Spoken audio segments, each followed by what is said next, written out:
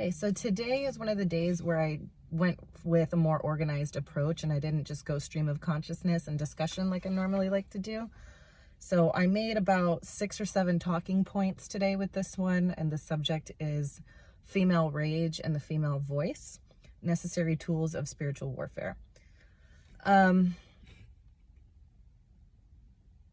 try to, from an academic standpoint, keep up with the cultural arguments that we're having and the main bullet points that are talked about within the discrepancies between communities when we talk about these subjects. And I noticed a commonality. That we want to polarize instead of integrate, and not just between the issues that are going on between men and women, but within ourselves. We have this tendency of trying to box what type of women we are, and not wanting to integrate more of the approach of the I'm every woman. You kind of have a baseline with how your personality runs, and you have a baseline of which way you sway towards. But I think we're not doing a good job of understanding how to balance both your light and dark, or your yin and yang, within yourself, and healthily incorporating both things. So with this one, I wanted to aim more towards the darker energy and understanding the importance of why it might be a useful tool for females right now, given all of the things that we're trying to overcome. I am a supporter that women should be allowed to be soft, because we're put in a masculine role a lot of the time, or we're put in the role of having to kind of fight for our survival. And I also think that men should be able to be soft as well. But during times of war, you obviously have to reach in and get to that more darker, more fierce, more warrior energy. So at the appropriate times, I want to talk about how to use that warrior energy and where a lot of it comes from, and how you can use that within the feminine with the specific types of issues that we're seeing. Particularly with the shutting down of women. I think we're missing the point that in order to be submissive and sweet and things like that, you actually have to be able to be submissive. And in order to be submissive, you have to have somebody that's respecting your autonomy. And I think with the amount of healing both genders need, when your autonomy is not respected, you do have to switch into that opposite role. So you want to know how to use that in a healthy way, and you want to know how to cultivate it when you're in a time where you have to war instead of sit still.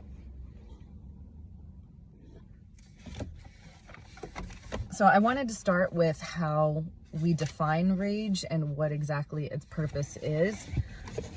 I feel like if you've watched enough things like the Joe Rogan podcast or Jordan Peterson, other psychologists, or if you know anything about narcissistic abuse and codependency, these topics might be kind of familiar. But strictly on the denotation of the word, rage is considered violent and uncontrolled anger for the most part, and anger is defined as a strong feeling of annoyance, displeasure, hostility, vexation, or to feel wronged.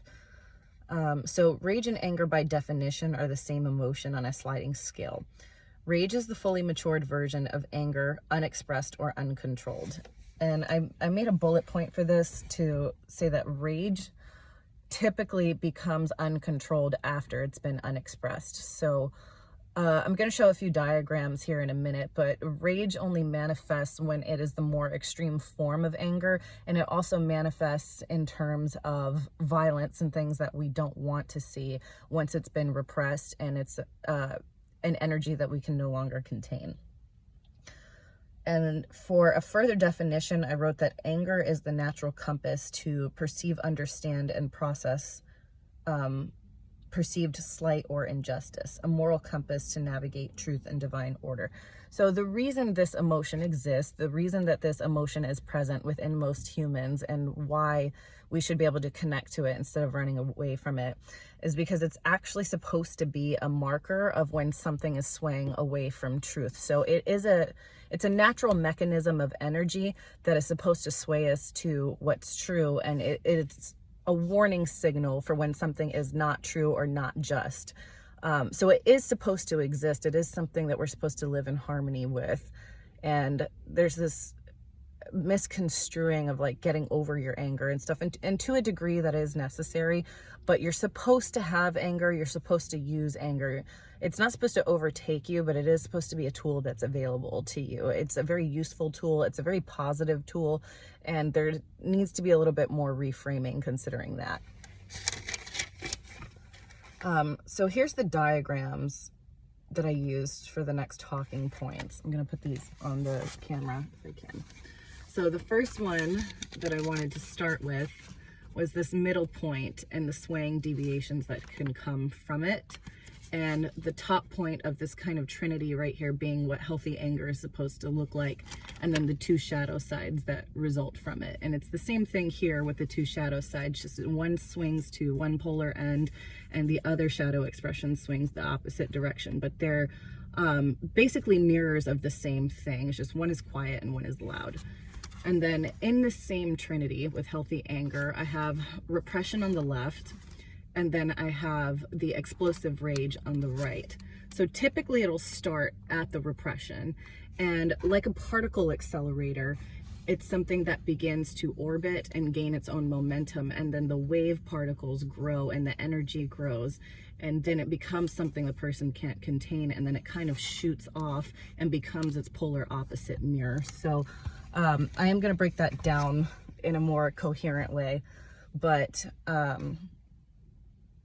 just so you guys have a basic idea of that diagram. When I read Archetypes of the Male Masculine for King, Magician, Warrior, and Lover, or it's King, Warrior, Magician, and Lover, they used the same triangles to discuss all of the male archetypes. And this triangle can be very useful when you're trying to break down shadow expressions of almost any emotion that you have. So in terms of anger, you're always going to have the integrated version on the top, and then you'll have the almost coward, quiet approach on one end, and then the violent and loud and polar opposite reaction on the other end. So for example, the King was like the coward on the left side, and then was the tyrant on the other side, and then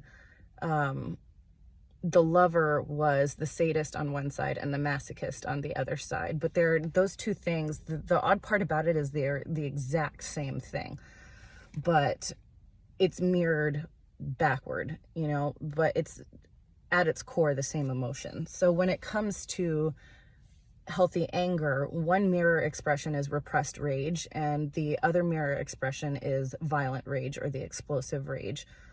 So the odd thing about this emotion is explosive rage really only ever comes from when something has been shut down first. So most of the time you see this triangle kind of travel from one direction to the other rather than just splitting off. And you can't have both at the same time, but the typical pattern is to see that anger is present, see that something is wrong, and then usually in childhood or early adolescence, in a space where it's unsafe or you can't express yourself, it gets pushed down and unexpressed.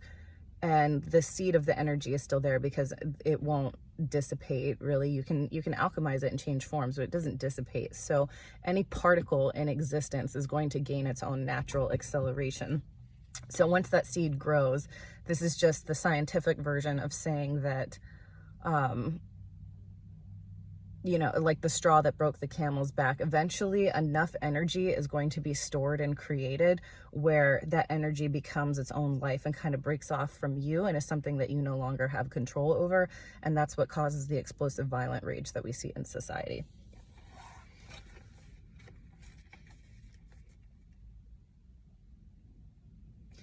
So I wrote that you become a surrogate mother for the matrix to breed emotional or physical violence on here. So when you understand how that happens, if you can plant rage within somebody and not allow it to be expressed, then it does grow and create the monster or the spirit of rage like we talk about. So when it comes to this particle acceleration,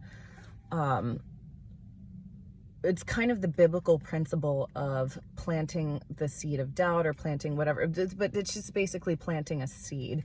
And because it doesn't get expressed through the individual, it starts growing inside the individual. So the reason why expression of anger is so important is because on top of the energy, this does work to create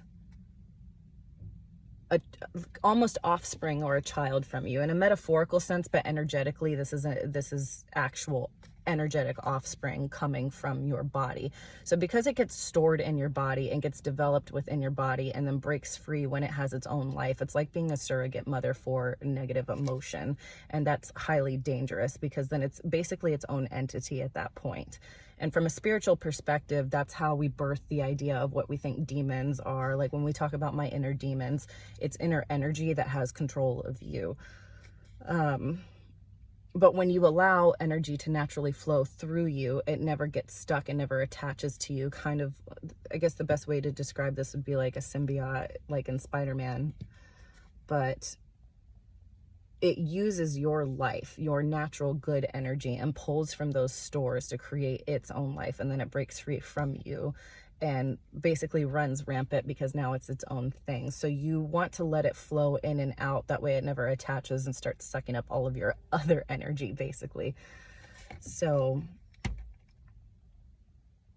the second point that I wrote down was trying to give the obvious definitions of voice and self-expression. And I want to play with the wording a little bit because everybody knows what their voice is, but I want to still break down the etymology because it's going to be important later with like points 5 through 7 that I make on here.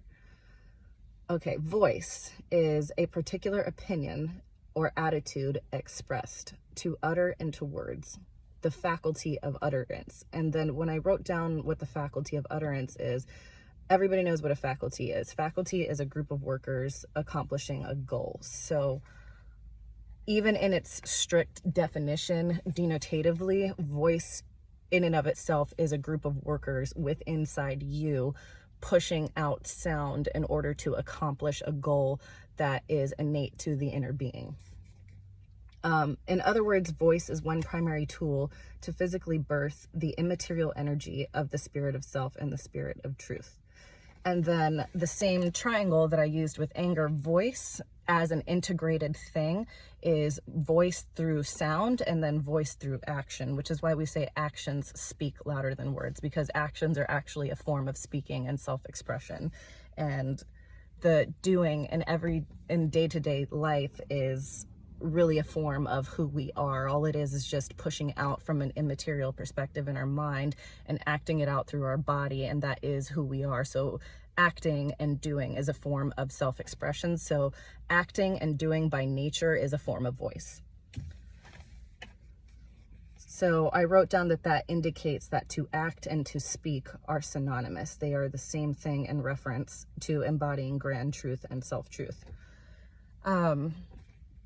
So in that triangle, the more subtle version would be to speak your truth. So you speak it in your mind, and then you take that down a level and you speak it into existence. And then the other attachment and the last place of voice and self-expression is to act that thing that you priorly expressed. So it also goes in line with the same triad, traveling from the integrated and then manifesting as the two polar ends.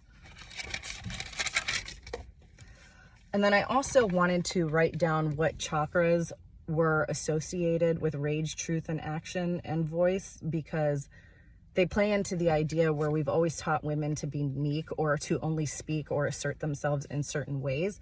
But when you look at how our energy bodies are organized, I don't think there's ever been a point, and like maybe somebody can comment on it if they know something that I don't, but there's never really been a point in history where we break down energy bodies as far as the chakra centers by gender. And the reason I bring this up is because it's vital to understand that all of this argument that we have about what women can do, what men can't do, and who can express themselves in what way, when it comes down to your energy body, it is essentially unisex. You know, your solar plexus chakra looks the same in a man as it does in a woman. Your throat chakra looks the same in a man as it does in a woman, because energetically it doesn't have a gender.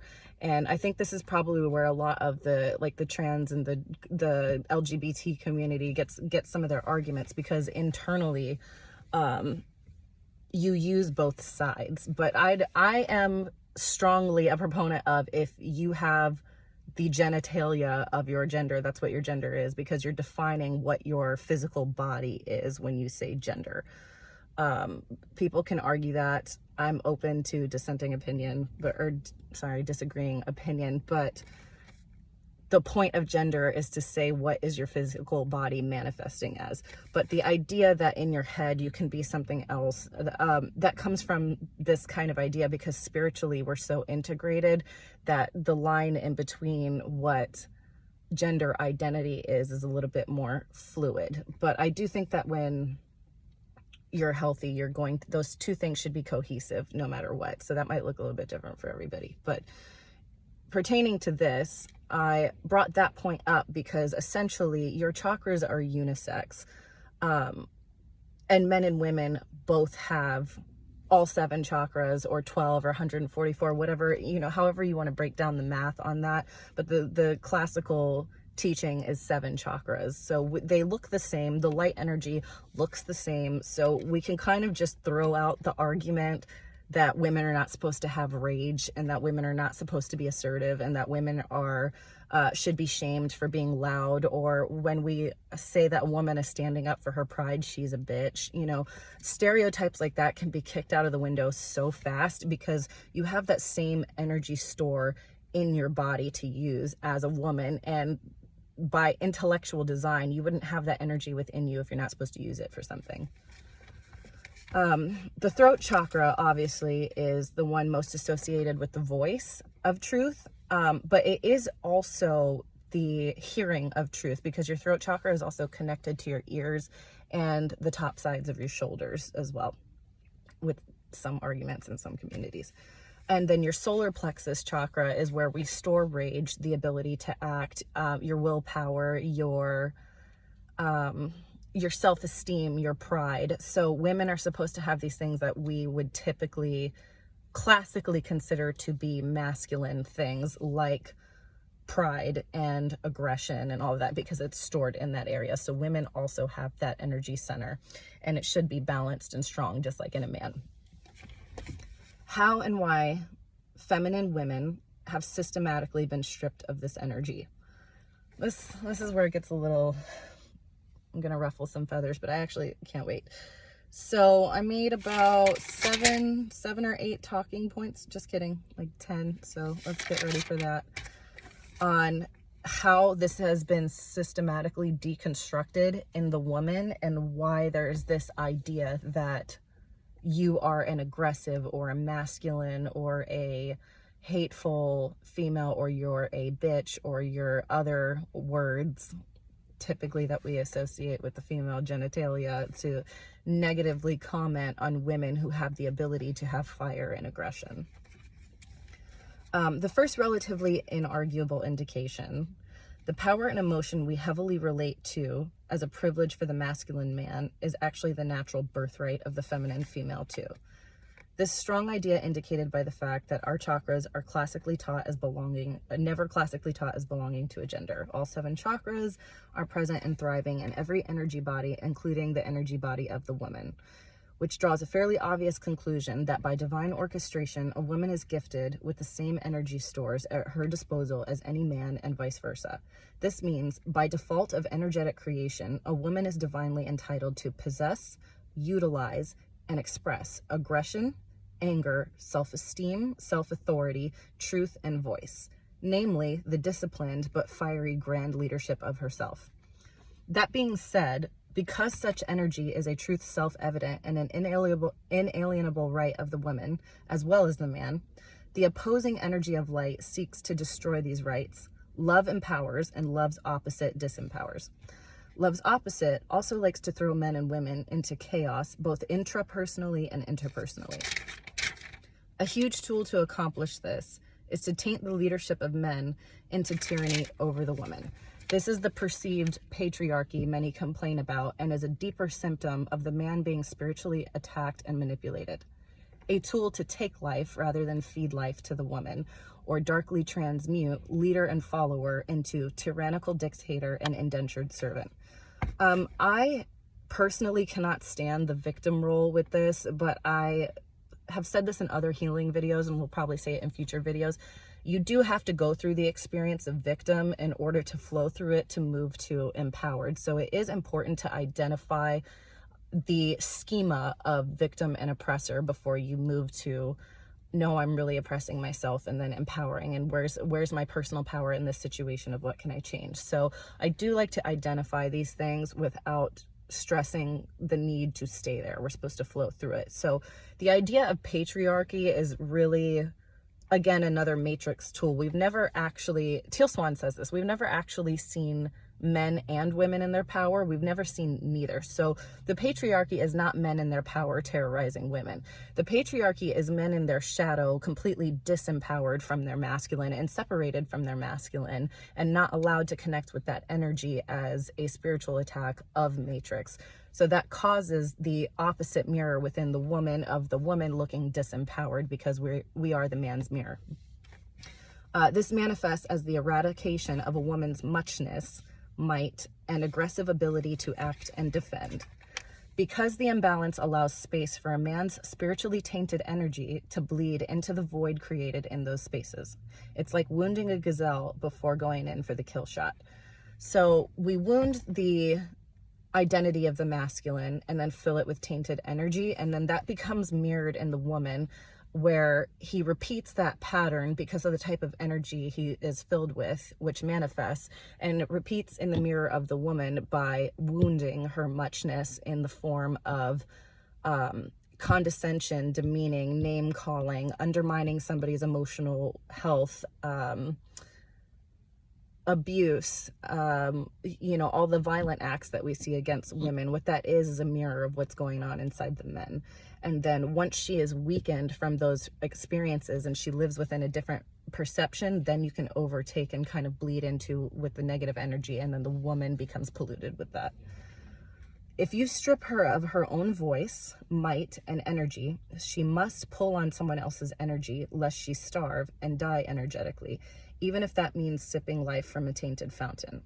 And I wrote down the note that my best friend always says when she talks about why people do desperate things. When you're starving of love, you will lick it off of a knife. It becomes an equal exchange of souls on a dark, twisted level, or the soul tie issues that we see in spiritual communities. Creating a void within the man's true power and replacing it with tainted power, then sequentially creating a void within the woman's true power to receive from a tainted overflowing cup. To create darkness in the man, who searches to regain his light by embodying it via theft from the woman, then via energetic battery exchange, replacing her light with the man's energetic darkness. She embodies his pollution and emptiness, manifesting as the common trope of the emotionally or physically aggressive masculine versus the passively aggressive and resentful female, or vice versa. So on the majority, we see, again, I said vice versa, but on a whole, we see that the woman becomes the mirror of the repressed anger and the man becomes the violent anger. And when I say violent, I don't necessarily mean physically violent. You can be emotionally violent, or, with things like psychological warfare. You can tear down the woman emotionally and psychologically, and even, financially, in situations where men take control of household funds and withhold them from women, or like when I was in the strip club where men use the power of their money over a woman's sexuality, things like that. So it doesn't necessarily have to be some tyrant that is showing up to a school with a gun, or holding a knife to somebody, or just beating on other men when they get angry, things like that. So when I say violent, I mean anything that is a direct attack on somebody whether that is energetic, emotional, spiritual, psychological, etc. So we see that triangle manifest. We have healthy anger that comes repressed, and then we see that mirror of repression in women, which is where the voice and the ability to act, or the two chakras that I mentioned before in the throat and the solar plexus, becomes shut down. And the man is seeing a mirror of that and kind of acts in the polar opposite direction. You can have that happen the other way too, where there's physically aggressive females and men are seeing that and understanding that that is a mirror of everything they're not expressing. So a lot of the time when a woman is too aggressive, or even just aggressive in a healthy way, when her boundaries are crossed, you'll see men who probably don't stick up for themselves are the ones saying that, oh, that woman is a bitch, or she doesn't know her place, and things like that, because the polar opposite of this same graph here is happening. So we're creating a mirror of reality to one another of where this is supposed to be, and one is showing one end, and then the opposing person in the relationship is showing the other end.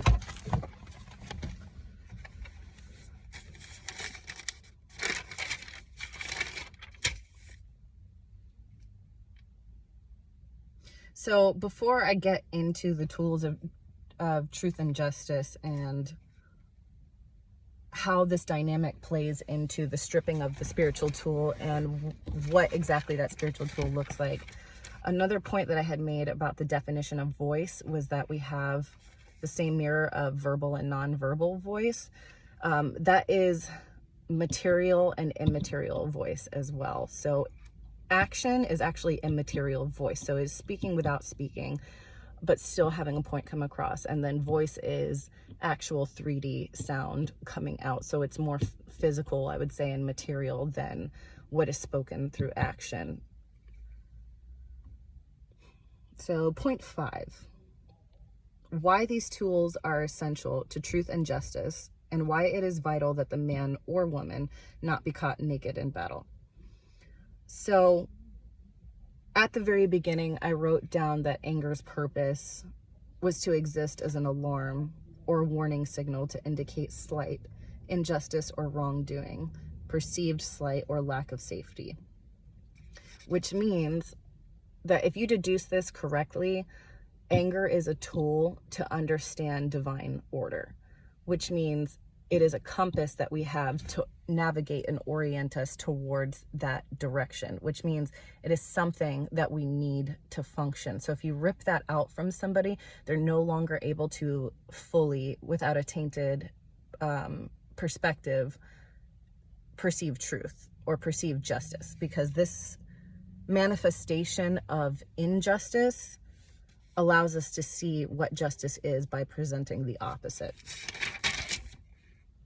And then verbal voice and nonverbal voice are the ability to birth that. So I wrote down that the definition suggests that these two things, that anger and voice, actually are subtools of the sword of truth that is discussed. I think it's Ephesians 6 is the full armor of God. I don't quite remember, but I think it's Ephesians 6. So when we talk about the belt of truth and the sword of the spirit, those are metaphors for our ability to fight against untruth and our ability to fight against injustice. And these are anger and the expression of it through voice, our nonverbal action or our verbal voice, are two subtools of the sword of truth. And it's like breaking off the blade when you go into battle and saying that you're equipped for battle. So I wrote down that anger is the immaterial father and voice is the material mother that gives life to the emotion and the alarm system, and abortion breaks God's heart. So this is a form of birthing a part of ourselves that is meant to protect us, and you're essentially aborting your own energy and cutting off your own energy when you choose not to connect with this part of yourself. By extended definition, this means that aggression, anger, and voice are subtools under the umbrella of the sword of truth, and it's never a good idea to fight without a full armor. That being said, the woman is unjustly robbed of her spiritual armor, even worse, the main weapon of warfare, which we consider to be the word or voice, as well as the belt of truth, when anger is never allowed to be immediately perceived or materially birthed. anger is not matured until it is birthed in 3D. And obviously there are healthy ways to do that. I may get into that in this video. I may get into it in other videos, but there are healthy ways to express it. So I'm not saying go run rampant and go do crazy things, because that is rage, not anger. How can a young lady perceive truth and justice if she is robbed of her compass and protective alarm that orients herself towards it? And how can a young lady speak of such truths or injustices if she is not allowed to speak? How to speak truth with power behind it. The first solution is to identify truth and boundaries via your rage and previous violation of your boundaries through inductive reasoning after observing the root of your rage and pain. So I may make videos on this. There's so many healing videos out there already. So I try to be more on the philosophical side or the spiritual side, because it gets one layer above that. And once you start from that layer, you can kind of trickle down to the physical manifestations like your psychology. But you can Google or YouTube a lot of healing videos concerning that. But you want to figure out, Jordan Peterson talks about this. The main thing with rage is when you're feeling that, boundaries have been crossed. So you figure out what boundaries have been crossed, what is the first time that you felt it, and how are you going to establish better boundaries in the future now that you have power. Because typically the pattern with most people is the first time this happens is usually in childhood or early adolescence, when you're actually not allowed to have boundaries, and it's more dangerous. And it's a healthy coping mechanism in childhood to keep you alive and safe. And it is something that has become maladaptive as you've gotten older, like most trauma. So a lot of the time when you rewind back to the first time you felt rage and your boundaries being crossed, it was in a situation where you weren't allowed to have them. But in adulthood, you have a lot more playing power than you did. So the next piece of homework would be establishing boundaries. Like, boundaries and rage go hand in hand.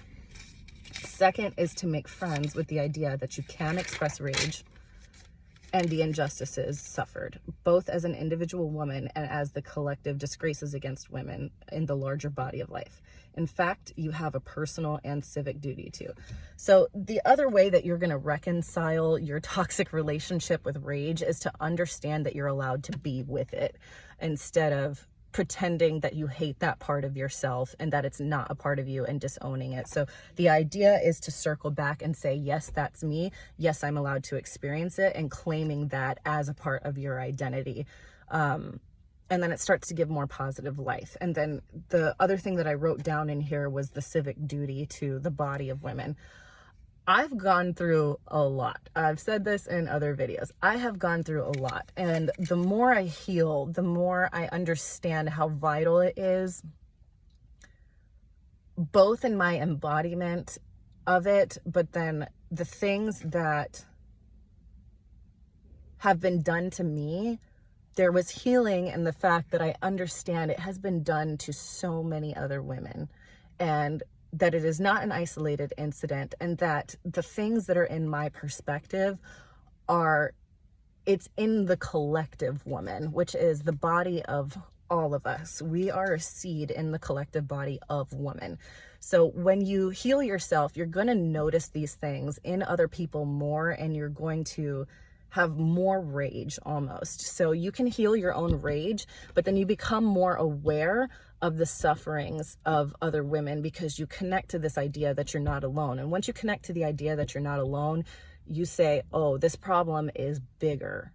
I've made it smaller within me, but it's bigger within society. And then when you realize how big your problems are in the face of society, and the fact that they're happening because collectively they're happening, then the rage expands out to the wrongdoings and the sufferings that have happened against other women.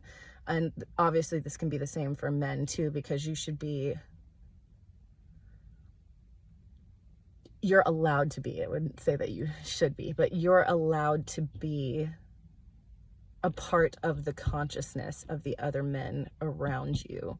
And once you get beyond what unhealthy narcissism is and come to healthy narcissism of self-respect, then your perception expands out, and you naturally become more empathetic and feel other people.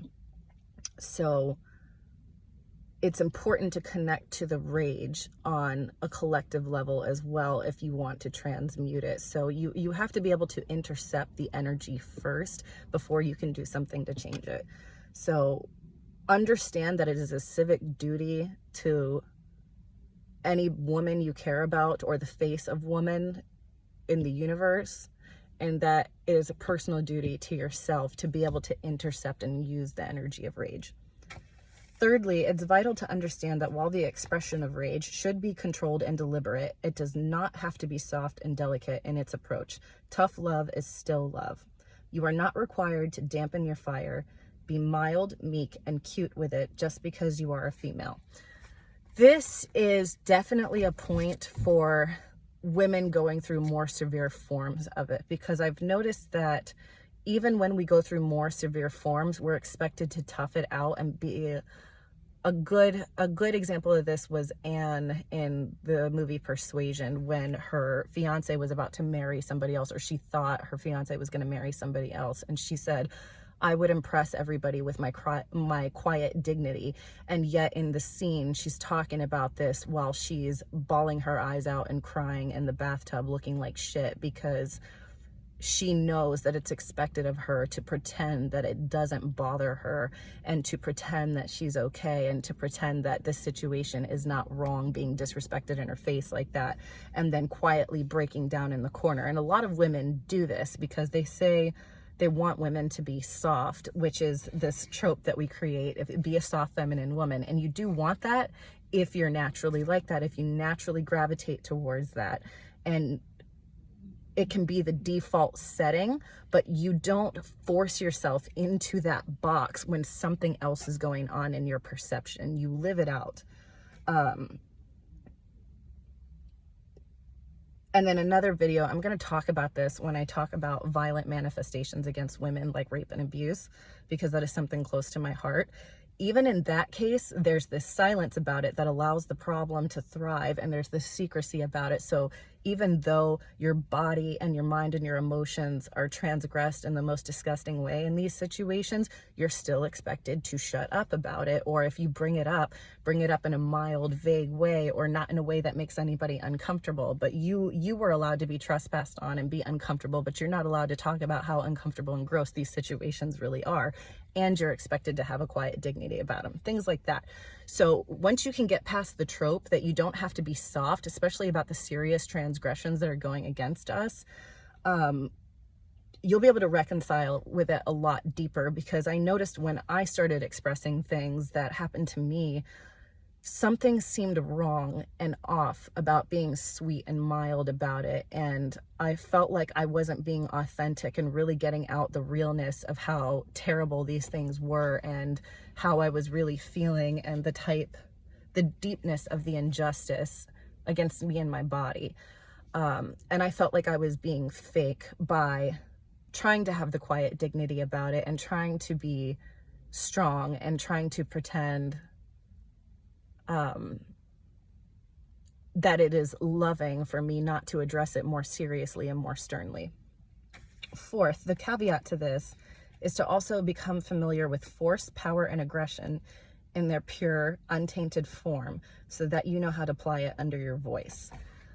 Now, that being said, you don't have to be mild. You can be real without being tyrannical. So you need to get familiar with the mild side, and the caveat to this is you need to get familiar with the tyrannical side, so you can understand the polar opposites and understand where your authenticity lies in expressing in that happy middle place. Because authenticity and the realness of how we want to function is typically always found in the balanced position. So knowing when to act and how to act and what tools to use in a moment of action is better than relying on one trope and polarizing that, because that will typically knock you out of authenticity and balance. So become familiar and read up and research books, psychology, all of that stuff. I may put some useful tools in the description, I don't know yet, but become familiar with that and